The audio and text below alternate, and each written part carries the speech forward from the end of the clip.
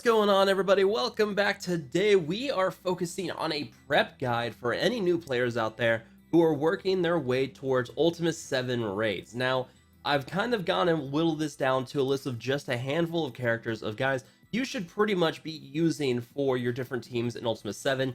You can combine these characters to basically make any kind of good Ultimus 7 team out there. There are other characters you can plug in. We'll be talking about that in another video.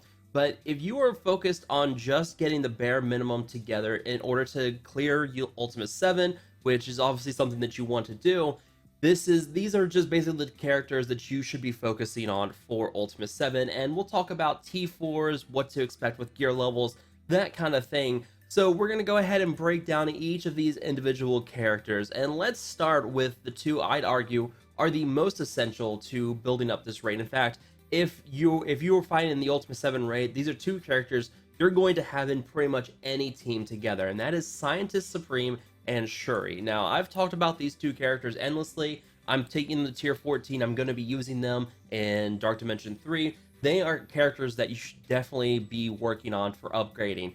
The only T4 I'd recommend for Scientist Supreme in terms of using her Ultimate 7, at least to get her going, is this Feels Trial T4, because it flips 4 negative effects per ally. You're actually going to be finding a lot of Venom and Carnages. You're going to have a lot of teams out there who do a lot of debuffs on your characters. So if you can get this T4 to flip 4 negative effects, because with this combined with her retro vaccination ability, she's going to put 3 debuffs on your team already. You take this, you flip it with this T4, and that's going to be a pretty significant boost to your team, because this is going to end up where your team is going to have offense up, defense up, speed up, other buffs like that, while the enemy team still has offense down, defense down. That's a pretty substantial upgrade for your team. It's going to give you a pretty big boost when fighting those enemy teams. And then we have Cherie. If you are looking for the best healer in the game, this is more than likely her. My problem with my Cherie is that she's still kind of squishy. I only have 2 red stars on her, and she can get very easily picked on. I have 6 yellow stars, but only 2 red stars. So her health is not exactly the best. She has 78,000 health. So her passive Wakanda Forever will give her a bonus health. If you do want to go for this T4, you can. I'm not recommending you have to do this one for Ultimate 7. If there's any T4 that you're going to go for on her, it would be Yoyo Healing, where it can repeat her healing effect 4 times, or even her instant upgrade ability, because that will generate 1 ability energy for her. And it kind of charges her, gets her going more often. Both of her abilities have 4 turn cooldowns. So if you can get that additional ability energy, it means that she's going to be using instant upgrade and her healing ability more often. Her basic attack, it's apply heal block for 2 turns. I'm not really worried about that T4. I would really focus on going for this Yoyo Healing instant upgrade T4s for her. You're going to be using her everywhere. She's going to heal quite often. The heal block on her basic is helpful, but her defense up, the ability energy, and she's also a very fast character. I believe her speed is, she's 112 speed, but she also gains speed up at the start of the fight. So she's going to be pretty fast. She's going to go usually first out of everybody. So she's going to start the match by putting defense up on your entire team. Very, very helpful for her. I recommend this is one character you absolutely want to have in your team inside Scientist Supreme in pretty much any fight for Ultimate 7. Now we get into the other characters here. Let's start with Black Bolt. Black Bolt, he's awesome. He's one of the best legendaries in the game. You can see I've got quite a few T4s on him. Eventually, I'll get this T4 on him as well. He's also a character I'm going to be taking to tier 14. He is great for whenever you're fighting a lot of teams that have a lot of tech enemies on them, because of his passive ability. Whenever they drop below 25% health, if the enemy is a villain tech, he can attack that enemy for 400% damage, and anyone defeated by Black Bolt cannot be revived. He is a fantastic character to bring into your Ultimate 7 team. Definitely go for all the T4s on him. Hela is another fantastic character, one that I'm also taking to tier 14. And one T4 I recommend you guys get on her is her Death Knives ability. This spreads 4 negative effects from the primary target to all secondary targets. It can also remove 3 stacks of Death Proof, and it gains bonus action or bonus focus for this action. And honestly, this is great. I've done a little bit of stuff with this in my video talking about Ultimate 7, where I used her and Taskmaster together, and we actually used this blind from Taskmaster and used Hela to then spread those debuffs out to everybody else. And if you are looking for someone to also plug in with Hela, let's talk about Symbiote Spider-Man. He is fantastic. You can see, though, I have made the cardinal sin of neglecting my Symbiote Spider-Man, which is something I need to correct and start working on.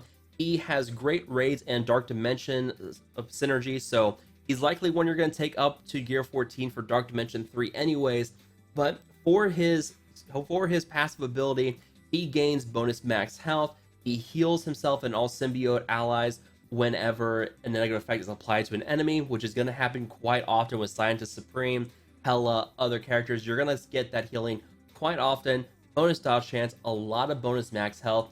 He is great, but also his Spider Slingshot ability, because it can prolong a lot of negative effects on the enemy target. If you get this, you don't even need the T4 for this. It can prolong all the negative effects. In terms of any T4s that you want to go for him, it doesn't really look like there's anything too crazy. Can apply slow for 2 turns on his web slam. His Spider Slingshot, it doesn't really look like you absolutely have to have this T4. It just guarantees the application of bleed. And you do have his base attack, which can apply defense down for 2 turns. So this looks like the most worthwhile T4 to go for on Symbiote Spider-Man if you're going to be working on him. Defense down for 2 turns, that's a pretty big deal. And honestly, the 20% max health on his passive does not seem like something that's paramount for you for getting him going in Ultimus 7. Now, let's talk about Ultron. I love Ultron. You guys probably know that by now. Ultron is another fantastic character. You'll get him through Dark Dimension 2. And you can see I'm already working on him towards tier 14 gear. If there's any T4 you're going to work on for him, it's Factory Upgrade, because it summons 3 Ultron minions, increases their damage. It means more buffs for Ultron, which means you're going to use his Purge System Ultimate more often. His Ultron Prime, whenever he defeats someone, can prolong all positive effects on villain tech allies. So him, his bots, Scientist Supreme will also get her buffs prolonged. So this is one that you could go for if you want to. I mean, honestly, you're going to go for all T4s on him anyways, but if you're going for just one T4 on Ultron, I'd recommend going for Factory Upgrade first over the others. This one, yeah, you can get some stuff there, and I mean, some bonus damage on his ultimate, but none of them really have the power or the kind of game-changing power that the Factory Upgrade one has for Ultron. So, we're talking about those characters. Let's talk about the last 2 here, Yoyo and Falcon. Now, honestly, Yoyo is going to be one that's kind of difficult. You can only get her through premium orbs or through the offers, and if you do use her, you are actually going to get a lot of return on investments for her with Ultimus 7. I only have her at tier 11. I'm not going crazy on her with gear or anything, but her passive ability, Swift Protector, this one is very, very important, and it's great if you're using her with Black Bolt. In fact, if you're using Black Bolt, it's highly recommended you put in Yoyo on the same team. If this character has no other protector allies, apply offense down to the enemy at the beginning of that enemy's turn. This cannot be dodged. On spawn, apply defense up to self and all non-minion shield or human allies. Yada yada yada. She can also apply evade to inhuman or minion or non-minion shield allies. So she gets some great synergy with Black Bolt, but that offense down, and especially in the later nodes as you get towards that final boss node, you're actually going to get into a lot of teams that deal out a lot of damage. So getting this offense down with Yoyo and her passive, that is a big deal, because if you fight a node that has like a bunch of Daredevils or Deadpools, a lot of enemies that do chain attacks, if they don't have that offense down, it's going to put a hurt on your team, and that is not something that you really want to go for. Your Ultimus 7 is endgame content, so you kind of have to be ready for teams that hit hard, teams that can really cripple you with debuffs. And if it's a team that has a lot of offensive output, this plugging in Yoyo on your team with this offense down is a huge counter. Now, if you aren't going for any T4 on her, the one that you absolutely should go for is her basic attack,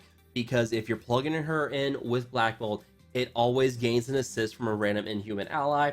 You only have Black Bolt in here who's an inhuman, so he's going to assist, and his basic attack can also dispel buffs. So this is a great way of controlling teams by calling him in to dispel. If he also defeats the enemy, they can't be revived. This character with Black Bolt, it's a nasty synergistic duo that is just fantastic. And probably I'll be doing a video later on talking about some great duos or trios that you guys can bring in with Cherie and Scientist Supreme to really get some nice returns on your Ultimus 7 nodes. So let's talk about Falcon. Falcon is the last character here, and I've been slowly working on upgrading him.